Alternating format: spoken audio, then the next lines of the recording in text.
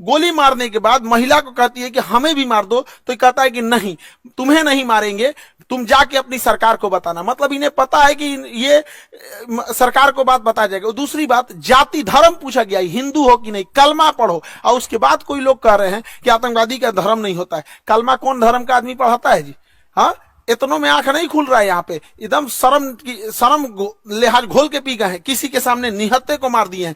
इससे कश्मीर में जो सबसे बड़ी समस्या आएगी, हम लोगों को जब धारा 370 हटा था तो 5 साल लग गए ये चीजों को नॉर्मल पटरी पे लाते हुए। उसको 5 मिनट में सब रौंद के चला गया। साहब कौन पर्यटक वहां जाएगा? पर्यटक जिनके पास ज्यादा पैसे होते हैं वही लोग। गरीब आदमी का मतलब पर्यटन मतलब कौन सी होता है? ननिहाल चल जाता है पर्यटन, मतलब हो गया नानी के घर घूम लिए, हो गया पर्यटन, हो गया है। लेकिन ये लोग जो जा रहे थे भारत के अन्य हिस्सों से, अभी उन पे क्या बीतेगी? पूरा मनोबल तोड़ के रख दिया। ये सब अपने मंसूबे में कामयाब हो रहे हैं। इससे क्या होगा बताइए? पहलगांव में ना कोई फैक्ट्री है, ना कोई इंडस्ट्री है, कुछ है ही नहीं है। पर्यटन से ही इनकम होता है। तो इन लोग की इनकम डूबेगी। जब इनकम डूबेगी गरीबी आएगी, अनएम्प्लॉयमेंट बढ़ेगा। और यही पाकिस्तान चाहता है कि कश्मीर में भयानक गरीबी आए, क्योंकि जब गरीबी आ जाती है, इंसान के पास एकदम गरीबी आ जाएगी, तो फिर इंसान देखता है कि हमारा पेट कैसे भरेगा। अब यही पाकिस्तानी उन्हें हथियार थमाते हैं सब। तो एक और वो दिखाते हैं सर, देखो कश्मीरी तुम्हारे साथ है। आज कश्मीर वाले देखो तुम्हारे साथ कौन खड़ा है। अपने आप से पूछ के देखो ना कश्मीर वालों, कि अगर पाकिस्तान हमारे कश्मीर के पीछे नहीं पड़ा रहता तो आज जिस तरह गोवा डेवलप है, आज जिस तरह सिंगापुर डेवलप है, ठीक उसी तरह से जम्मू कश्मीर भी डेवलप रहता।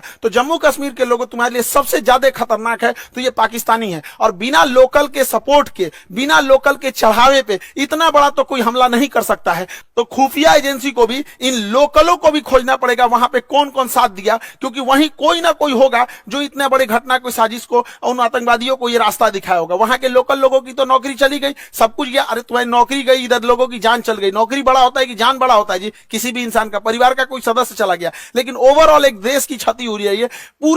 पूरी दुनिया इस पे क्या करेगी? दुनिया को क्या करना है वो तो देखेगी कि भारत एक अनस्टेबल है। कश्मीर के मुद्दा को दोबारा वो पाकिस्तान ऊपर की ओर बढ़ा रहा है। अभी भारत सरकार को इस पे सख्त एक्शन लेना चाहिए। पाकिस्तानी जो भारत में इलाज कराने आ रहे हैं सबका वीजा रद्द कर देना चाहिए। भारत सरकार ने सार्क का वीजा रद्द किया है, जो बिजनेस के लिए आते हैं। कोई भी पाकिस्तानी को चाहे हार्ट ट्रांसप्लांट हो, चाहे किडनी ट्रांसप्लांट हो, इंडिया में आने ही नहीं देना चाहिए, क्योंकि इंडिया में इलाज बहुत सस्ता होता है। आते हैं चेन्नई, आते हैं मुंबई, दिल्ली, इलाज करा के चले जाते हैं। बाहर में जाओ, सोच रहे तो नहीं, मरो वहीं पे जहां जाना है तुमको। एकदम कोई वीजा उजा, कोई इंसानियत मरवत नहीं करना चाहिए। यहाँ पे एयर स्पेस तो हम लोग का बंद ही है पाकिस्तान का। एयर स्पेस की वजह से पाकिस्तान को बहुत घाटा लग रहा है, लेकिन भिखमंगों को क्या चाहिए? जीने के लिए तो कैसे भी जी लेंगे। सिंधु जल समझौता 1960 के तहत हम लोग सिंधु नदी तंत्र के 80% जल छोड़ देते थे। भारत ने अभी इस समझौते को सस्पेंड किया है। सस्पेंड करने से फायदा यह है कि हम लोग कभी जब मन तब सस्पेंड कर देंगे, जब भी इस तरह की घटना होगी। लेकिन सिंधु जल समझौते को सस्पेंड कर देना कोई इलाज नहीं है, क्योंकि इसके पानी को हम डाइवर्ट करके लेके कहां जाएंगे? इसके लिए हमें नया बांध बनाने की जरूरत है। तो बहुत सारे बांध, जब तक ये समझौता सस्पेंड है,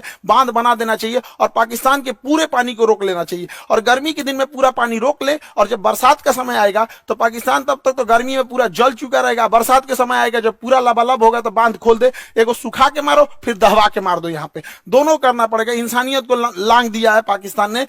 देखिए, राक्षसों के साथ राक्षस जैसा ही व्यवहार करना पड़ेगा। और दूसरी भैया, हमारे खुफिया एजेंसी वाले लोग, चाहे आईबी हो, रॉ हो, सीबीआई हो, एनआईए हो, कुछ तो करो भाई। हमेशा पुलवामा हुआ, तुम लोग को क्या कैसे बोले यार? कैसे? अभी देख रहे थे बलूचिस्तान में हुआ था, एक नॉर्मल आदमी समझ रहा था उसका रिटिलेशन होगा।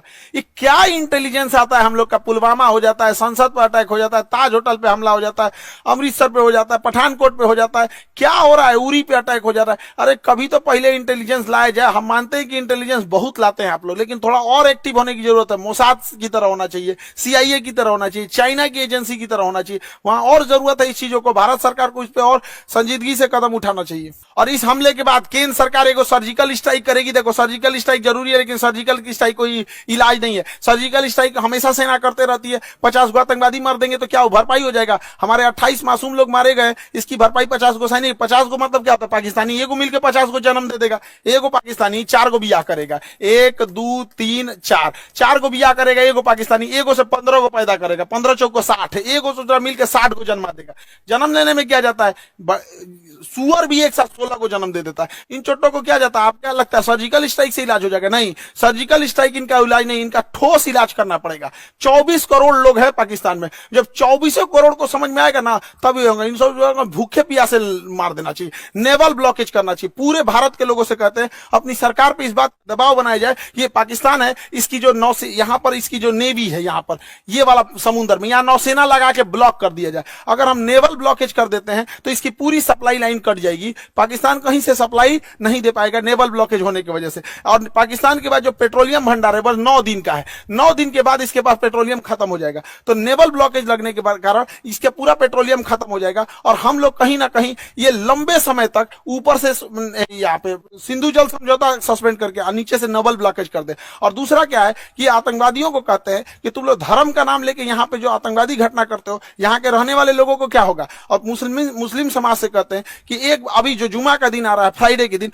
वहां से भी यहाँ पे सारे लोगों को एक होने की जरूरत है, वरना हम लोग को या जो भी एक साधारण व्यक्ति है इन चोट्टो पाकिस्तानियों की गुनाह का सजा सबको मिलने वाला है। लोग क्या किस नजर से देखेंगे हम लोगों को, क्या तरीका है यहाँ पर? तो हम लोगों को भी खड़े होने की जरूरत है। जब इजराइल में हुआ था, इजराइल में गाजा में जो हुआ था, छोटे बच्चे को मारा गया था, वो भी गलत था। यहाँ जो हुआ ये भी गलत है। उसके लिए खड़े हुए थे तो इसके लिए भी खड़े होना पड़ेगा यहाँ, तब देश होगा। वरना कितना बुरा कलंक पोत के चला गया है पाकिस्तान के। 2 लौंडे आए सब यहाँ गोली चला के चले गए, बनी बनाई इज्जत मिट्टी में मिल जाती है। एक अब्दुल कलाम होता है, एक वीर अब्दुल हमीद होता है, और यहाँ डेली 2-4 को निकल के इस तरह कश्मीर में घटना करेंगे, सब किस नजर से देखा जाएगा? हम लोग का रेपुटेशन कहां जाएगा? इसलिए एक सामूहिक जिम्मेदारी बनती है कि इसे कंडेम किया जाए, इसकी घोर निंदा किया जाए यहाँ चीजों को सामूहिक तौर पर। और पूरे भारत के लोगों से कहते हैं, चाहे हम तो अपने शिक्षा जगत में है तो हम तो अपने शिक्षा जगत से हर एक टीचर से भी उम्मीद करते हैं, उनसे भी आह्वान करते हैं कि अपनी सरकार पर इस बात का दबाव बनाया जाए कि यहां से नेवल ब्लॉकेज होगा यहां से, ताकि यहां से कोई भी पाकिस्तानी शिप अंदर नहीं जा सकता है, ताकि 9 दिन के अंदर इसका पेट्रोलियम खत्म हो जाए।